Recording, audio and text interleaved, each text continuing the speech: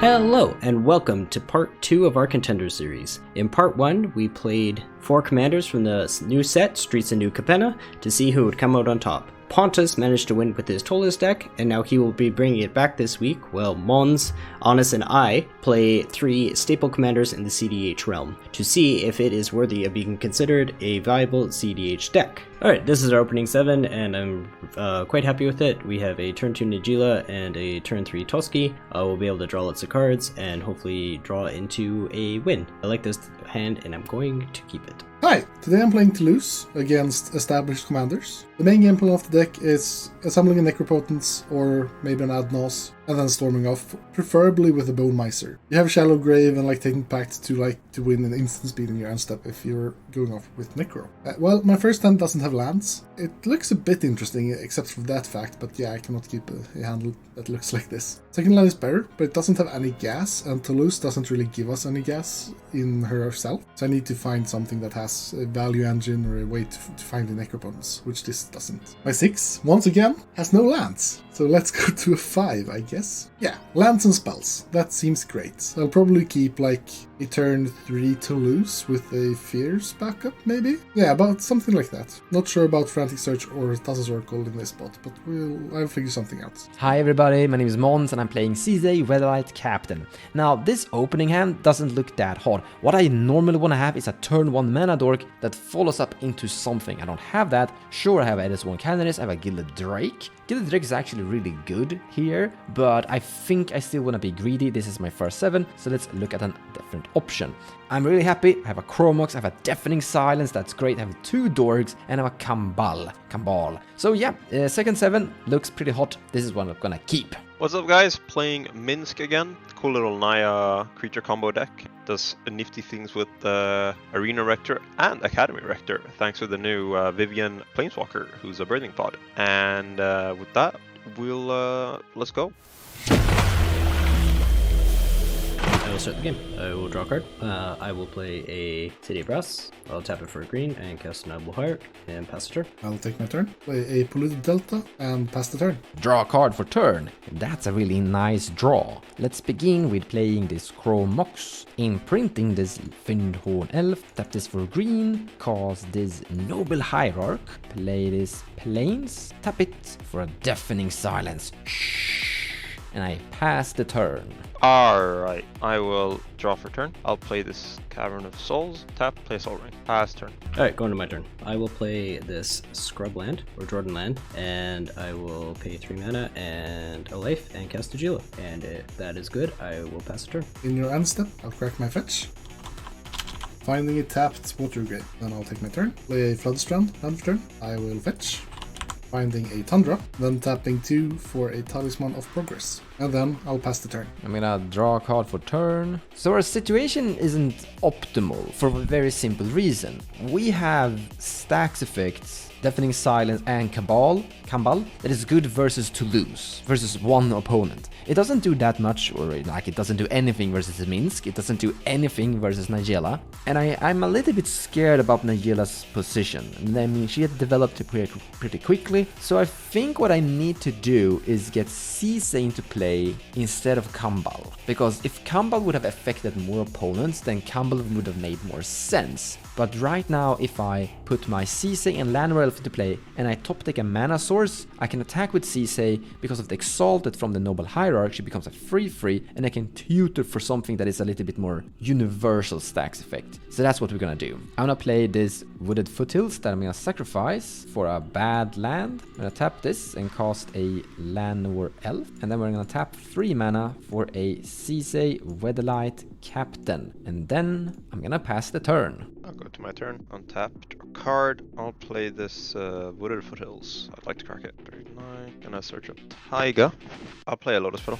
Sacrifice Lotus Petal, tap. I'd like to play a Minsc. Minsc good. I make a Boo token, and then I will pass my turn. Okay, so my plan is to play Toski next turn so I can start drawing a lot of cards and generating value. However, Honest might have the potential to win next turn, and so does Mons. So it might be better to hold up our Abrupt Decay. We will see what we draw, but I have to make that decision quick. Alright, go to my turn. I am going to play a Scolding Tarn and crack it. Get this here tropical island. I'm gonna play a Rollbrack, and I think I'm gonna go to combats and attack Pontus. Pontus. For, 5. No blocks. Take 5. And then with that, I will pass the turn. Alright, I've decided to play the safe route and hold up my Abrupt Decay. We'll be drawing a lot of cards next turn if we can play Tusky and hopefully get a bit of interaction to deal with the table. Take my turn. Land for turn will be a mana confluence. So this hand doesn't do a lot, but I do have a win next turn if I want to go for it. My original plan was to cast my commander here to have a blocker for Najeela, which I kinda need still, but I think the best play for me here is to play the Phantasmal Image as, I guess, Najeela, because that's value. Ooh, and Sisay doesn't do anything for me, and I want to be able to kill Najeela with a block, so yeah, probably Najeela. And Tutor. This forgoes me being able to Fierce Guardianship, but I think it's worth it because I can just go for it next turn. I don't have that many plays to do otherwise here, so I think just going for it is my best play. I'll tap 2 for a Demonic Tutor. Finding this card, then I'll tap 2, take a damage, to cast a Phantasmal Image. It will enter as a Najeela, and then I pass the turn. Very curious about why that's gonna be an Najeela. Draw a card for turn. I'm gonna play a land drop, Volcanic Island. So we have a CC activation, and we have a CC as a free with a Noble Hierarch. However, we don't really have... well, we can actually attack into fighting, that's fine. There is a problem though. I don't really have anything that is gonna deal with Najeela at CMC 2. I need to climb a little bit higher. I need to be at CMC 3 to deal with Najeela. I kinda need to deal with Minsc at the moment. I have a perfect solution to that. I have a Valentine Dean of the Vine inside the deck. He's a 1/1 in CMC, so I don't really need to attack with Najeela and make her grow to that. He will function anyway. I already kind of deal with Pontus with my Deafening Silence, so I think I'm actually just going to pass turn and find Dean of the Vine here at the end step to stop Minsc from winning. And I pass the turn. Gonna go to my turn. I will shock in a Stomping Grounds. I will play an Imperial Recruiter. Imperial Recruiter ETB. I'm just gonna grab Arena Rector, and then I will pass turn. End of turn, I would like to Abrupt Decay Pontus' Najeela. No response. Ice to the trigger. Sweet, I'll go to my turn. I would like to play a green, and a generic to Eldritch Evolution my Noble Hierarch. I'll move Derevi to the battlefield, untapping Tropical Island. I would like to move to combat. Uh-oh, can't do anything. Before you move to combat, I would like to... I guess it's better. I'll tap 2 and I'd like to abrade your Najeela. Alright, well, thanks to Deafening Silence, I have no response, so Najeela dies. I will then pass the turn. Go to my turn. So it looks like our gamble might have paid off. The only risk is if Jordan had a response that he couldn't use because of the Deafening Silence, but I still think slamming it here is the best play. Worst case scenario, I play my commander next turn. It's not the optimal spot. I lose to Amis next turn either way, so I can't stop that. So I think it's just try to win and hopefully win, otherwise lose either way. I will tap 2 blue, cast a Thassa's Oracle. Oh, Deafening Silence doesn't stop this at all. And neither does... yeah, I don't have anything in my deck that can actually interact with this at the current state. I have a land in my deck, but I can't activate it and kill him. Because I have a land that forces every people to draw a card. So I can activate Sisay, but then I need to pay 2 more mana, and I don't have that. I have 6, I don't have 7, so I have to pass. In response to Thassa's Oracle ETB, I'll tap Mana Confluence to take 1 damage and cast a Dark Ritual, or I cast a Demonic Consultation. No, I heard Dark Ritual. I want to hear what I heard. I want to hear what I heard.